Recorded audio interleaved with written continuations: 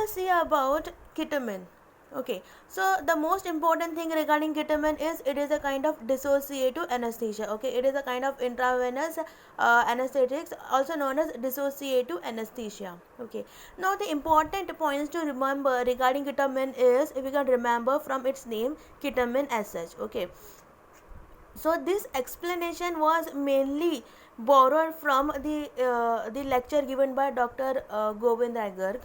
Okay, so the important points to remember regarding ketamine is, K is for kids. That means these agents are very much safer when given to kids. Okay, so even for kids also we can give ketamine. Okay, from E, emergency condition, like when a person recovers from anesthesia, some kind of CNS reactions like hallucinations may occur. Okay, so these occurs with ketamine. Okay, so emergency reactions are being produced by ketamine.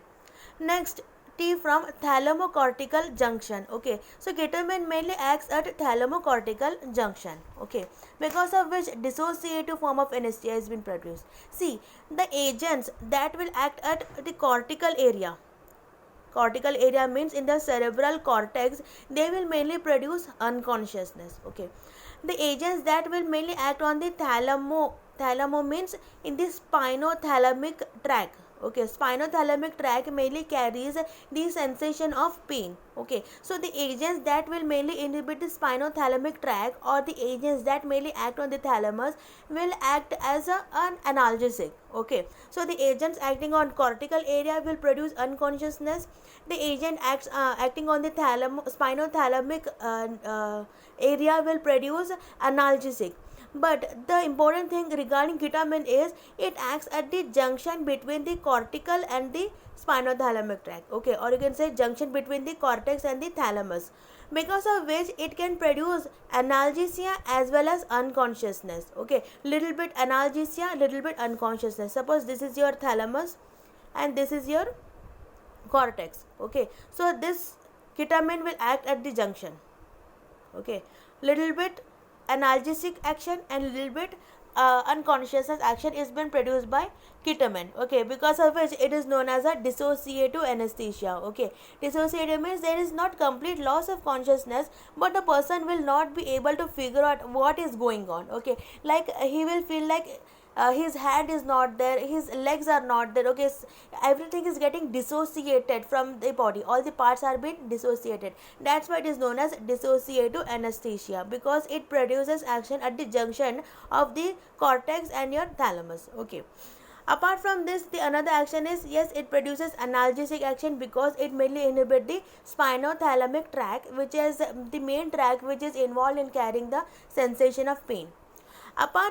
From this, it can be given in meals. Okay, so as such, ketamine is the only general anesthetic that can be given in a full stomach. Means if a person has consumed a meal and we require an emergency surgery, then we can give ketamine.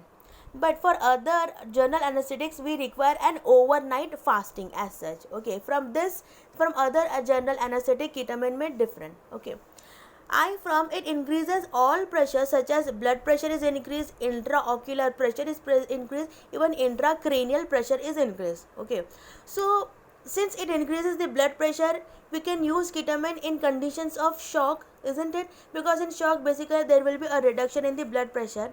Okay, but ketamine should never be given in patients who are suffering from glaucoma,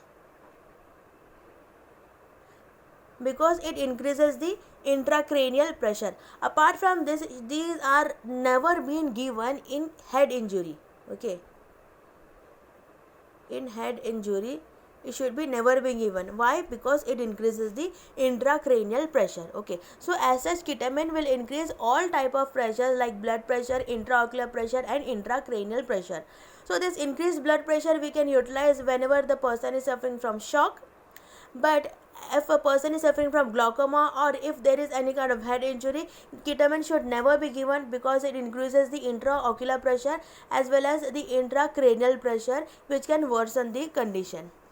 Apart from this, and for NMDA, these agents mainly act by blocking NMDA receptor. Okay, and you might be knowing from where this NMDA receptor is. Yes, it is mainly for your glutaminergic neuron. So these are mainly the agent that inhibit the glutaminergic activity, thereby inhibiting the sensation. Okay.